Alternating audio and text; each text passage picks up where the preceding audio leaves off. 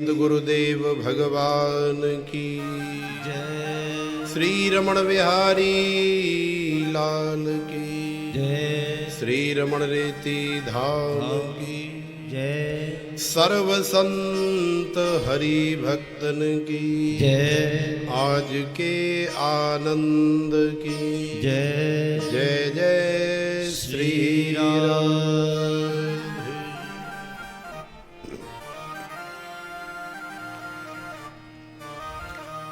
आइए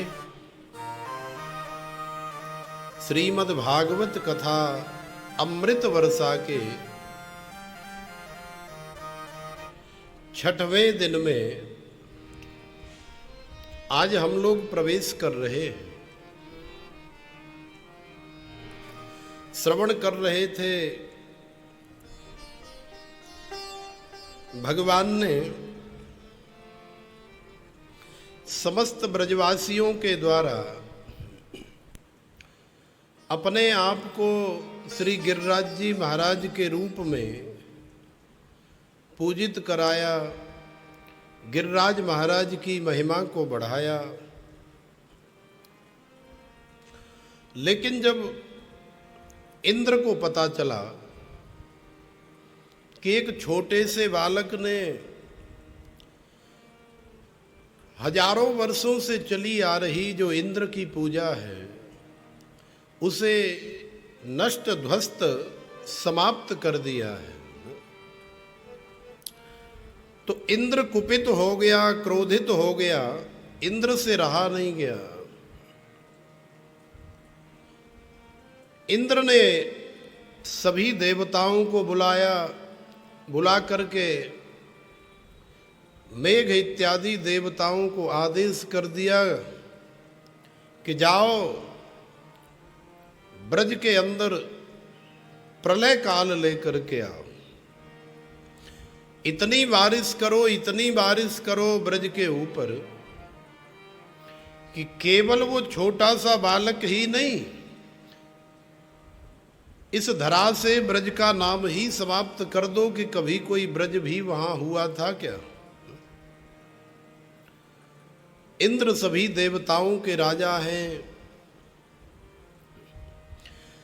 अपने राजा की आज्ञा स्वीकार करके मेघ मंडली चली आई और मेघों ने इतनी जल वृष्टि करी, इतना जल बरसाया कि जब सभी की कमर से ऊपर पानी चढ़ने लगा तो सब घबराए, सोचे अब कहां जाएं, कैसे प्राणों को बचाएं।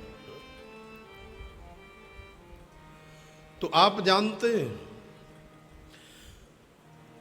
दुख में सुमिरन सब करें पर सुख में करे न कोई, जे सुख में सुमिरन करे तो दुख काहे को हो। जब आपत्ति आई, विपत्ति आई, संकट आया तो सारे ब्रजवासी दुखी होकर के हे गोविंद हमारी रक्षा करो, हे कृष्ण हमारी रक्षा करो। अरे लाला हम तो पहले कह रहे तो थे कि अगर इंद्र की पूजा नहीं करी तो हमारो देवता नाराज है जाएगो, और देवता नाराज है गयो तो फिर कछु न कछु अनिष्ट करेगो। अब देख ले कोई बात है गई कि ना। लेकिन तैने कही थी कि अगर तुम्हारो देवता नाराज है जाएगो तो बाकी जिम्मेदारी हमारी है, अब तुम ही कुछ करो। तो देखो 7 वर्ष के नन्हे से गोपाल ने 7 कोस लंबे चौड़े गिरिराज जी महाराज को ऐसे उठा लिया खेल खेल में, जैसे कोई बच्चा बरसात के मौसम में वो लकड़ी फूल करके ऐसे छतरी सी बन जाती है ना, कुकुरमुत्ता, जैसे एक नन्हा सा बालक कुकुरमुत्ते को तोड़ करके और ऐसे कर देता है, ऐसे ही पलक झपकते भगवान गिरवरधारी ने अपनी कनकी उंगली पर ऐसे गिरिराज महाराज को धारण कर लिया। पता ही नहीं लगा गिरिराज महाराज को कब धारण कर लिया। जब ग्वाल बालों को होश आया तो देखा सामने हमारे नन्हे से कन्हैया और इतने लंबे चौड़े पहाड़ को अपनी कनकी उंगली पर धारण करके खड़े हैं। तो ब्रजवासियों से कहने लगे, भैया डरने की जरूरत नहीं है, सब दौड़े चले आओ। जब भगवान से शरण मांगी तो भगवान ने अपनी शरण में सभी ब्रजवासियों को स्वीकार कर लिया। जिन ब्रजवासियों को कभी कृष्ण का सामीप्य प्राप्त नहीं हुआ, आज वो भी भगवान के बिल्कुल पास है। चिपक गए सारे ब्रजवासी कृष्ण से।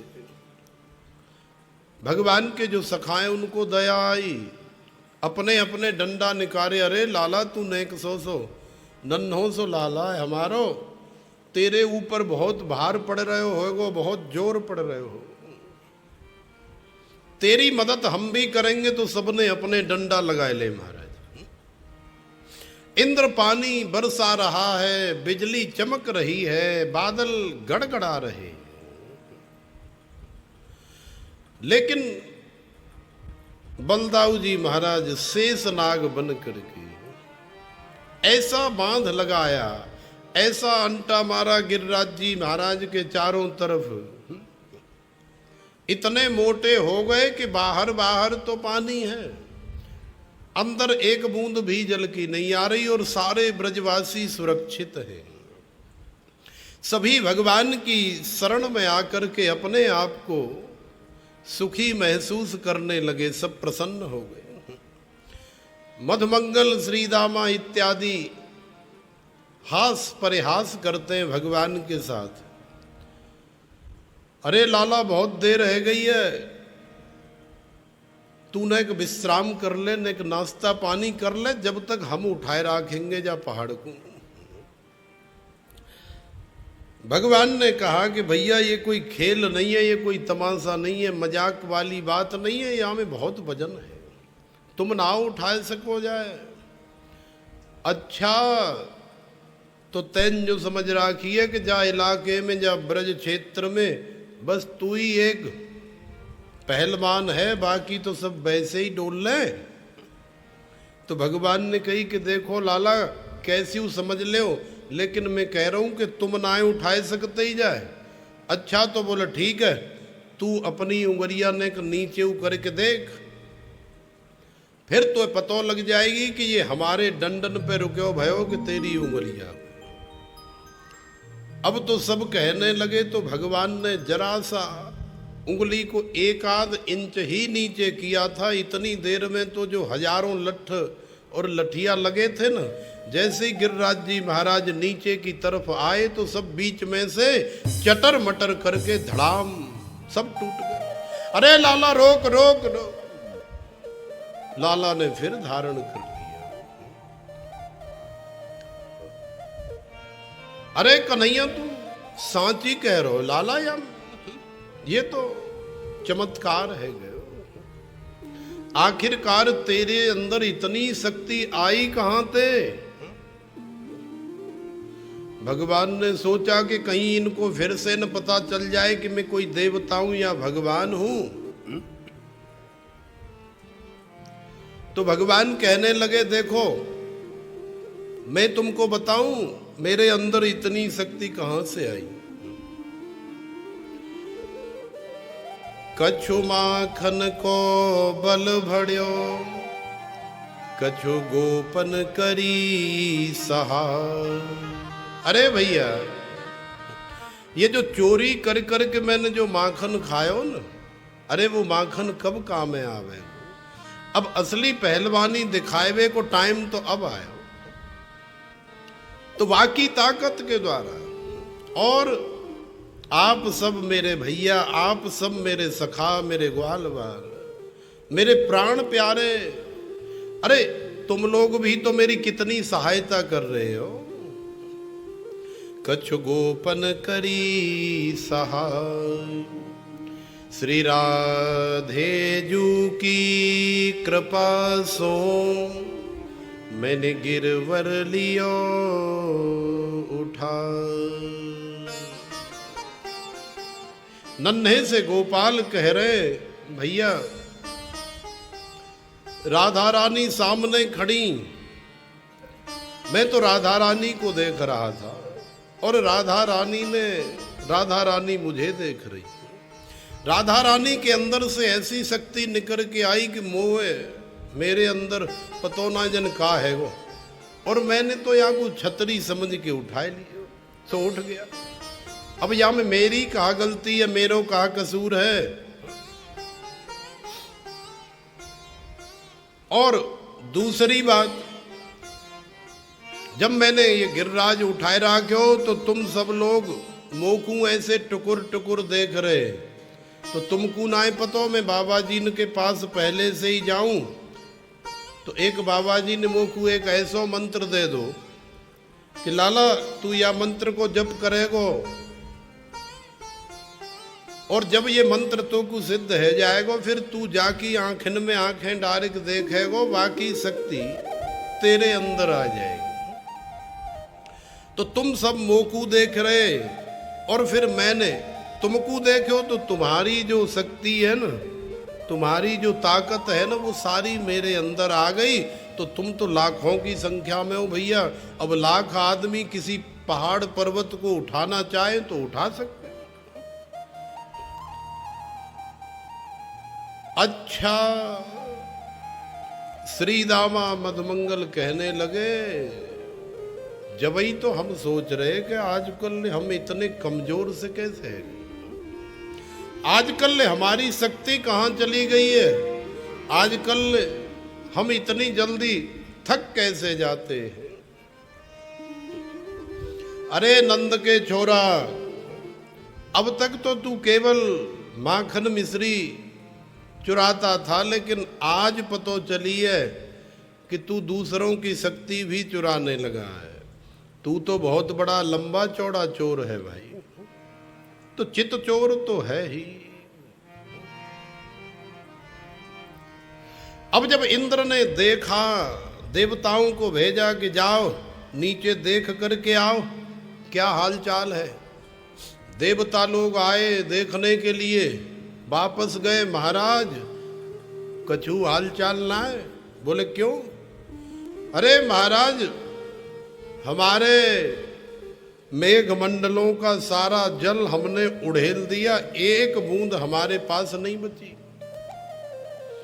और नीचे जाकर के देखा ब्रज में, तो महाराज वहां तो धूल उड़ रही है। अब तो इंद्र को बड़ा आश्चर्य हुआ, मेघमंडलों के पास इतना जल होता है कि वो ब्रज क्या, जब प्रलय का काल आता है तो मेघ सारे संसार को प्रलय में तब्दील कर देते हैं। इतना जल होता है, सारा संसार कितना बड़ा है और उसके हिसाब से ये ब्रज कितना छोटा है। तो मेघमंडलों ने अपना संपूर्ण जल उड़ेल दिया, लेकिन फिर भी ब्रज के अंदर महाराज धूल उड़ रही है। इंद्र पहचान गया कि ये तो साक्षात वही नारायण है, ये तो साक्षात वही भगवान है जिनकी स्तुति करने के लिए मैं कंस के कारागार में, देवकी मैया के गर्भ में जब ये पधारे तो मैं स्तुति करने गया था। ये वही है। इंद्र से रहा नहीं गया, इंद्र दौड़े चले आए, भगवान के चरणार विंद पकड़ लिए।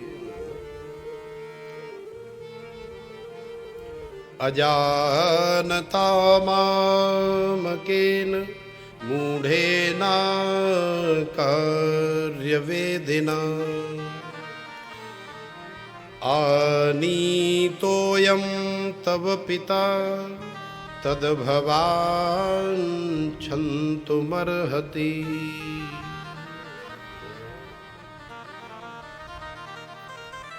इंद्र से रहा नहीं गया, भगवान के चरणार बिंद पकड़ लिए इंद्र ने। भगवान से क्षमा प्रार्थना करी, हे प्रभु मैं पहचान गया हूं, मुझे माफ कर दो, आगे से जीवन में ऐसी भूल कभी नहीं करूंगा। इंद्र को देख करके भगवान मुस्कुराए, इंद्र को भगवान ने क्षमा कर दिया। लेकिन प्रश्न ये है, ब्रह्मा जी ने गलती करी, 40 श्लोकों में बड़ी सुंदर स्तुति गाई, भगवान की महिमा गाई। ब्रह्मा जी भगवान के चक्कर काट काट करके थक गए, परिक्रमा कर करके पसीने पसीने हो गए, लेकिन एक शब्द भी ब्रह्मा जी से भगवान ने नहीं बोला। आखिरकार ब्रह्मा जी को निराश होकर के अपने ब्रह्मलोक 1 साल हो गया, अभी तक कोई टेंशन नहीं भगवान को। ब्रह्मा जी देखने के लिए आए, देखा तो जैसी की तैसी गैया बछिया बछड़ा और जैसे कि तैसे ग्वाल बाल। अब तो ब्रह्मा जी को बड़ा आश्चर्य हुआ, ब्रह्मा जी घबराए, हे भगवान हमारे यहाँ जो गैया बछड़ा और ग्वाल बाल हैं वो नकली हैं या ये नकली असली हैं? ऐसे ही मुआएं और ऐसे ही हैं, बार बार ऊपर देखें और बार बार नीचे देखें। अब तो समझ गए कि ये तो साक्षात भगवान है।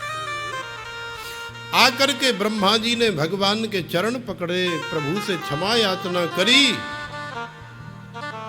ब्रह्मा जी से भगवान ने बात नहीं करी, विधाता ने भगवान की बहुत सुंदर स्तुति करी, लेकिन क्योंकि भगवान के भक्तों को विधाता ने दूर किया, इसलिए भगवान से भगवान के भक्तों को जो दूर करता है भगवान उसे कभी माफ नहीं करते, भले कितनी भी स्तुति क्यों न करे, क्योंकि भगवान को भक्त बहुत प्रिय है।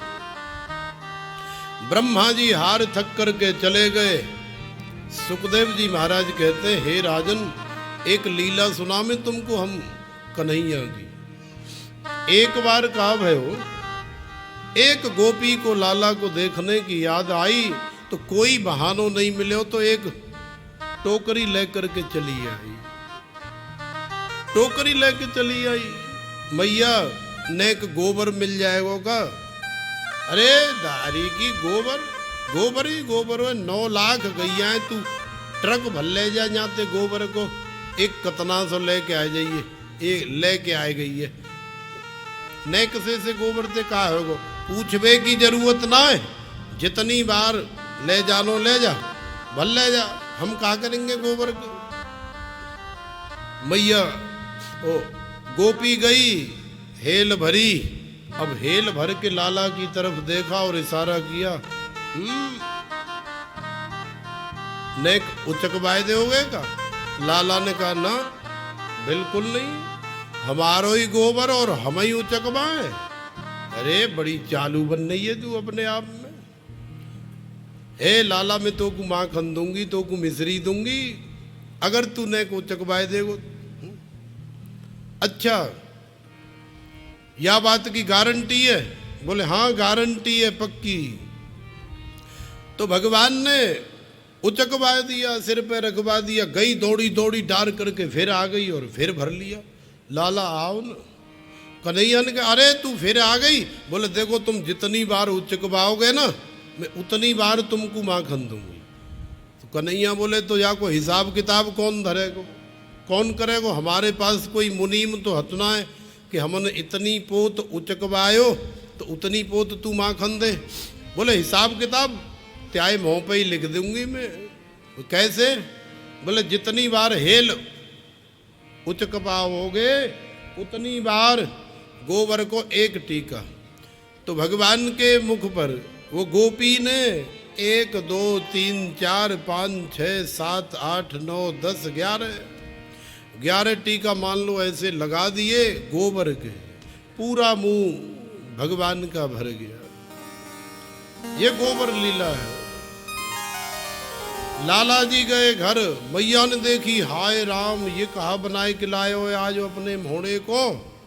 लाला दारी के ऐसे पकड़ो और मैया कपड़ा लेके जैसे ही पहुंचने लगी, ओ मैया पहुंच मत दियो, मेरो तो सब हिसाब किताब खराब है जाएगा। अगर तैन पहुंच दो तो मेरो तो सारो हिसाब यही तो भई खातो है। अगर तैन पहुंच दियो तो मेरो हिसाब बेकार है जाएगो, एक बार भी माखन नहीं मिलेगा। अब यहाँ पे इतनी बिंदी, जितनी बिंदी लगी भैया उतनी बार मुंह को माखन देगी वो। तो ऐसी अद्भुत लीला भगवान करते हैं।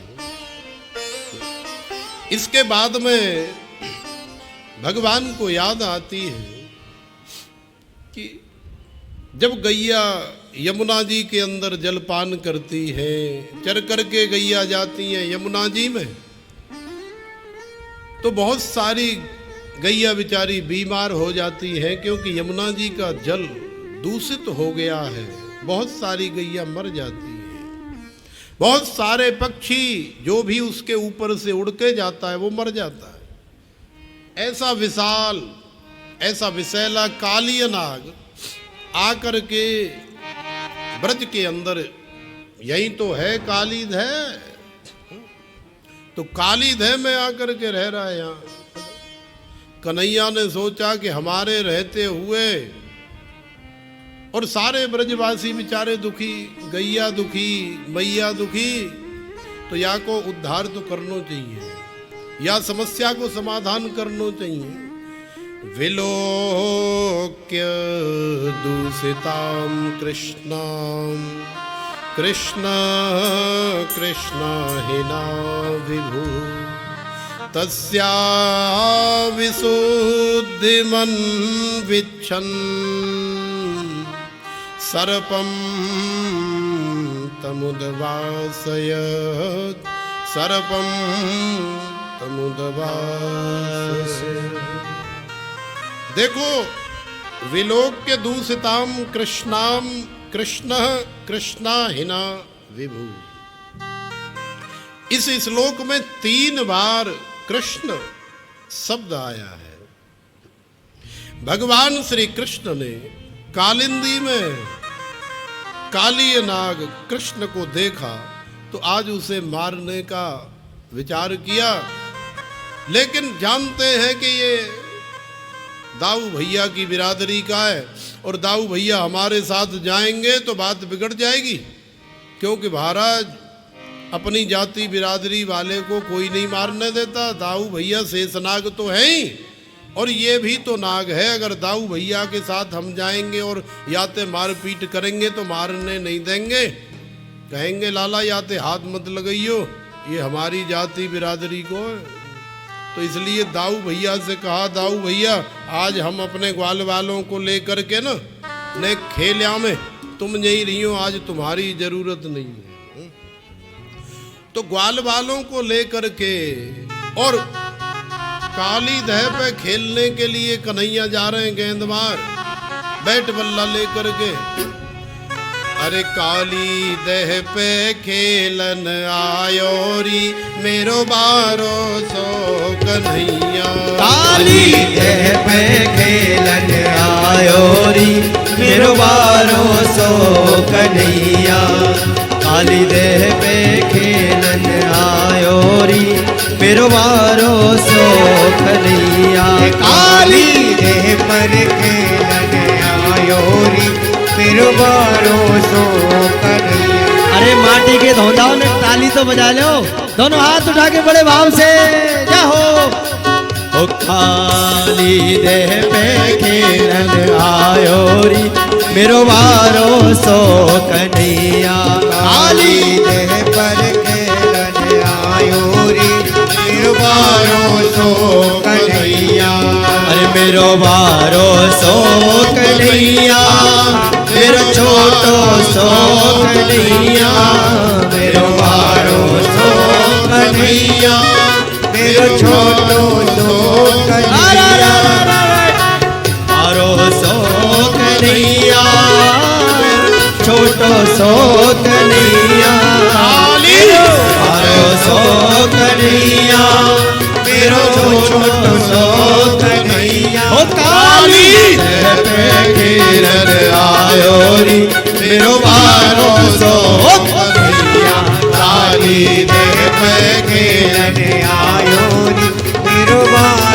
सो कन्हैया। श्री राधे।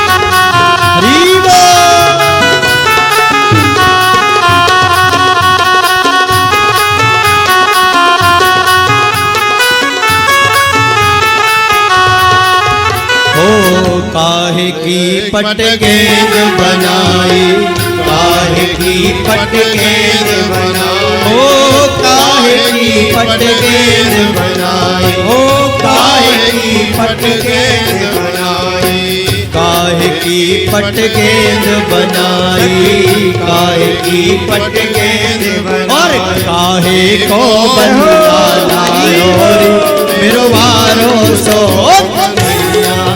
काहे को बल्ला लायो रे मेरो वारो सो कन्हैया, मेरो वारो सो कन्हैया, मेरो छोटो सो कन्हैया, मेरो वारो सो कन्हैया, मेरो छोटो सो कन्हैया। ओ काली खेलन आयो रे मेरो वारो सो कन्हैया, काली खेलन आयो मेरो वारो सो कन्हैया।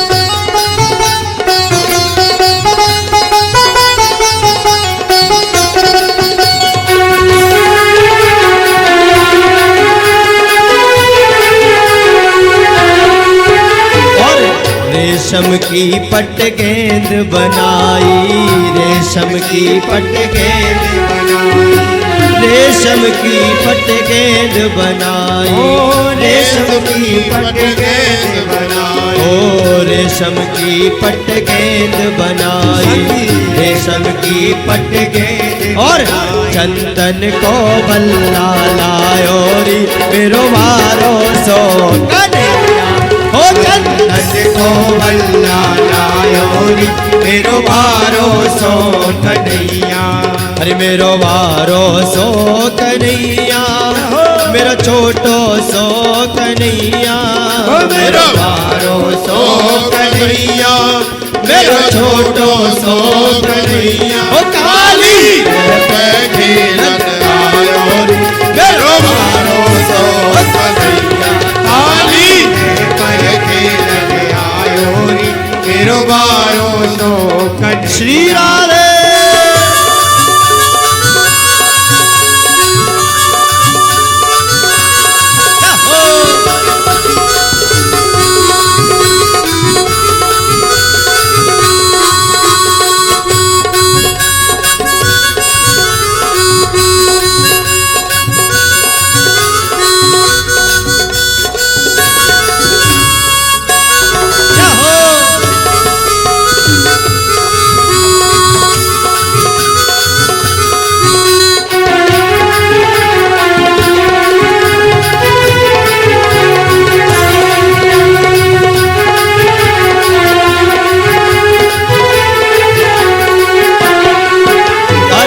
मारो टोल गेंद गई देह में, मारो टोल गेंद गई देह में, मारो टोल गेंद गई देह में, मारो टोल गेंद गई देह में, मारो टोल गेंद गई देह में, मारो टोल गेंद गई, और गेंद के संग ही धायो मेरो वारो सो कन्हैया, गेंद के संग ही धायो मेरो वारो सो कन्हैया, मेरो वारो सो कन्हैया, मेरो छोटो सो कन्हैया, मेरो वारो सो कन्हैया,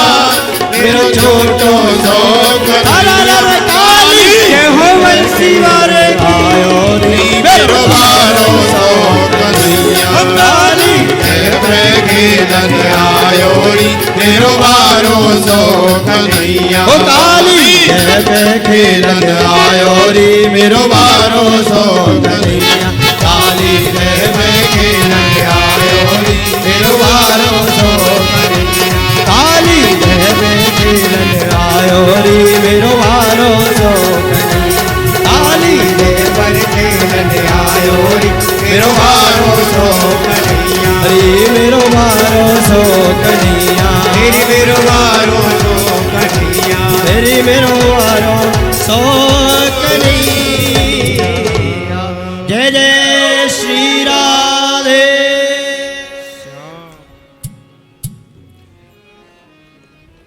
काली देह पर जाके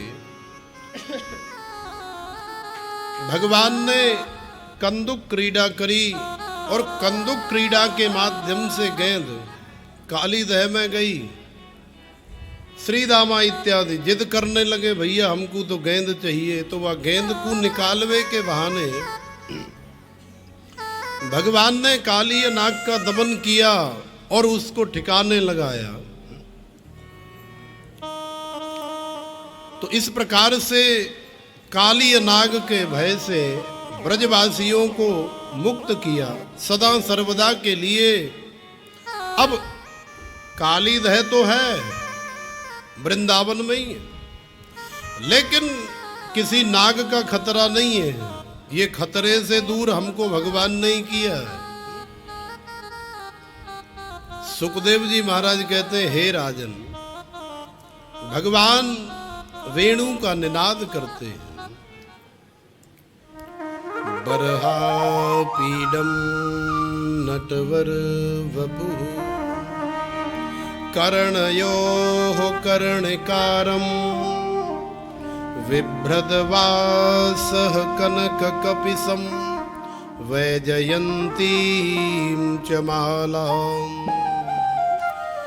रन्ध्रानवेणोरधरसुधया पूरयन् गोपवृन्दैः वृन्दारण्यं स्वपदरमणं प्राविशद्गीतकीर्तिः।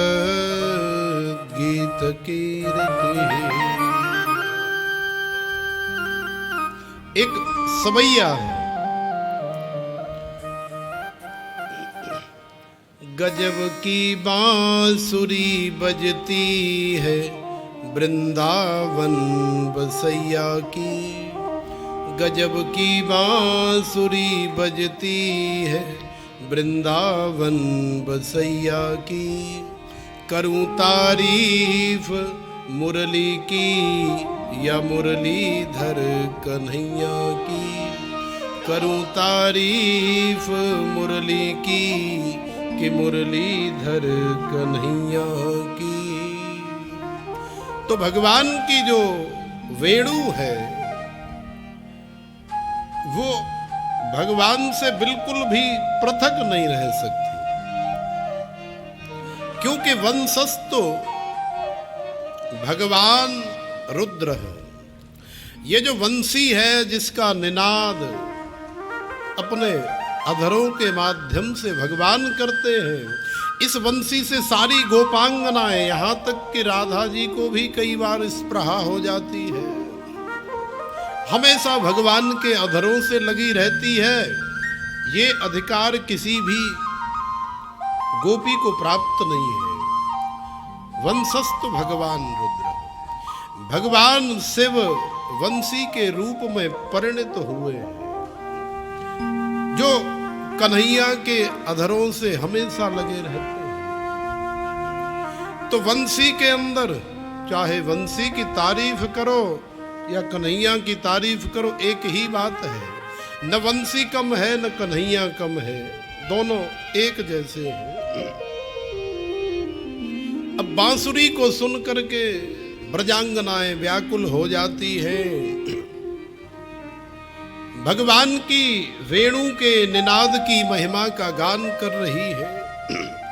हेमंत ऋतु के प्रथम मास अर्थात मार्गशीर्ष में ब्रह्म मुहूर्त में जाग करके माता कात्यायनी की पूजा करती है। माता कात्यायनी की पूजा करती हैं और पूजा में मांगती हैं, हे मां कात्यायनी महामाये महायोगिन्यधीश्वरी नंद गोपसुतं देवी पतिं मे कुरुते नमः पतिं मे कुरुते नमः। माता कात्यायनी से मांगती हैं, हे माता हम जो पूजा कर रही हैं, जो व्रत कर रही है, जो स्नान कर रही है, नंद गोप सुतम दे पतिम में कुरुते नमः, पति के रूप में आप हमें नंद के लाला को दे दो। अंदर से नंद के लाला को अपना पति परमेश्वर मानती हैं, लेकिन बाहर जब लाला पूछते हैं, हारी चल रही है, तो कोई गाल पकड़ करके ऐंठ जाती है, कोई नोच करके भाग जाती है, कोई ऐसे करके भाग जाती है, कोई ऐसे करके। लाला को परेशान करती है। उस समय कोई नहीं कहती कि मैं तेरी हूं, लेकिन पीछे जब माता कात्यायनी की पूजा करती हैं, व्रत करती हैं, नंद गोप सुतम देवी पतिम में कुरुते, हमारा असली पति तो वही है, उसे हमें प्रदान कर दो हे भगवती मां। तो भगवान हृदय के अंदर बसे हुए भगवान ने सोचा कि ये मुझे पति के रूप में प्राप्त करना चाहती हैं, लेकिन पति के रूप में जो प्राप्त करती है उसके अंदर और पति के अंदर किसी भी प्रकार का कोई पर्दा नहीं होता, कोई आवरण नहीं होता। भाई पति पत्नी में कैसा आवरण? भगवान ने सोचा कि ये हमारे साथ ऐसा आवरण क्यों कर रही है, हमारे मुंह पे कछु और पीठ पीछे कछु और। अगर ये हमको अपना पति मानती हैं तो फिर बोलती क्यों नहीं है साफ साफ? और फिर हमने इनको बहुत समझाया, मानती नहीं है। 4 बजे उठ करके जाती हैं जमुना जी में नहावे के ताई, कपड़ा उतार करके रख देती हैं बाहर। अब कौन आएगा रात में देखने के लिए? आराम से जाकर के स्नान करती हैं, वरुण देवता का अपराध करती हैं। और कोई मनचला व्यक्ति आ जाए, कपड़े ही उठा करके ले जाए तो कहाँ जाएगी फिर दिन निकले? तो भगवान ने सोचा कि इनको यथार्थ में समझाना पड़ेगा, तो भगवान को चीर हरण कर लीला करनी पड़ी। तो साधारण अर्थ तो ऐसे सोच सकते हैं, लेकिन यदि वास्तविक अर्थ देखें तो ये जीव और ईश्वर के मिलन की लीला है। ईश्वर तो ईश्वर है ही, लेकिन जो जीव उससे थोड़ी देर के लिए पृथक हो जाता है तो ईश्वर से जीव का मिलन होता है। जैसे ही आवरण हटता है अविद्या का और अज्ञान का बीच से, जैसे ही अद्भुत ज्ञान प्रकट होता है तो वो जीव ही ब्रह्म हो जाता है, वो जीव ही शिवोहम अहम ब्रह्मास्मि हो जाता है। तो जीव रूपी गोपियों का आवरण हरण करके भगवान अपने आप में उनको मिलाना चाहते हैं। इसलिए भगवान ने चीर हरण लीला करी कि अरे जब तुम हमको अपनो पति मानती हो तो हमारे सामने काहे की शर्म, आ जाओ ऐसी निकल आओ बाहर। एक ने कही अरे दारी की बात तो ठीक कह रहे, अरे अपने पति से काहे की शर्म, अपने पति के सामने कैसा पर्दा। चलो हिम्मत बांधी और चली आई निकर करके, तो भगवान ने सबके वस्त्र दे दिए। बस यहीं से मोहर लग गई। आज भगवान ब्रजांगनाओं के असली पति बने और निमंत्रण दे दिया भगवान ने रास के लिए। जब तक अविद्या का और अज्ञान का ये आवरण जीव और ईश्वर के बीच से दूर नहीं होता, तब तक जीव का ईश्वर का, जीव रूपी गोपी का ईश्वर रूपी कृष्ण का मिलन नहीं हो सकता। इसलिए भगवान ने निमंत्रण दे दिया कि अब हम तुम्हारे साथ रास करेंगे। उसके बाद में श्री सुखदेव जी महाराज रास के बाद में गोवर्धन की पूजा की लीला श्रवण कराते। हर साल वर्षों से चली आ रही है इंद्र की पूजा, और इंद्र इतना उद्दंड हो गया है कि आजकल समय पे पानी नहीं बरसा रहा है। देख लो, सारा सावन सूखा निकल गया, आधी भादों चली गई। अब की बार तो एक भी बारिश वृंदावन में ठीक से हुई नहीं। अब कहा करे? तो गोवर्धन की पूजा करनी पड़ेगी कि ना है, ये बता। तो फिर तो इंद्र की पूजा करवे तो कोई फायदा नहीं भयो। भगवान भी समझे कि ये ज्यादा उद्दंड हो रहा है। जब लोगों की फसल पकी ठाड़ी रहे तो बारिश कर दे, सत्यानाश है जाए, पूरा खेतम पड़े भय, बारिश है गई, सब नाज बेकार है। जब जरूरत है बारिश की, भयंकर गर्मी पड़ रही है, तपन हो रही है, सीजन भी है बारिश का, तो बारिश नहीं हो रही। और जब फसल पकी होगी, कट के खेत में पड़ी होगी, तो बड़ी मूसलाधार बारिश होगी। तो इंद्र उद्दंड हो गया और अपने नंद बाबा को कन्हैया ने इंद्र का अहंकार दूर करने के लिए समझाया, बाबा या इंद्र फिंद्र की पूजा करे वो तुम बंद कर दो। कबू देखो है कोई इंद्र नाम को देवता है ही नहीं। बोले क्यों? बोले तुमन कबू देखो है? बोले ना कबू देखो तो ना। तो बोले फिर तुम क्यों मान रहे हो याकू? बोले हमारे दादा पुरखा परदादा के जमाने से ये पूजा चली आ रही है लाला। बोले याते फायदा क्या है? तो नंद बाबा कहते हैं, लाला देख, परजन्यो भगवान इंद्रो मेघास्तस्यात्ममूर्तयः ते भी वर्षन्ति भूतानां प्रीणनं जीवनं पयः प्रीणनं जीवनं पयः। अरे लाला, हम इंद्र की पूजा करें या को पाठ करें या कि धूप दीप करें, हमारो भगवान केवल इंद्र है बेटा। दीपावली के दिन इंद्र की पूजा करें, इंद्र प्रसन्न है जाए तो पानी बरसे तो खेत खलियान हरे भरे है जाए, खूब घास उपजे और वह हरी हरी घास को हमारी गैया खाए के हष्ट पुष्ट है जाए, और खूब चकाचक दूध दे तो दही बने, मक्खन बने, घी बने, और वाए खूब हम खामे।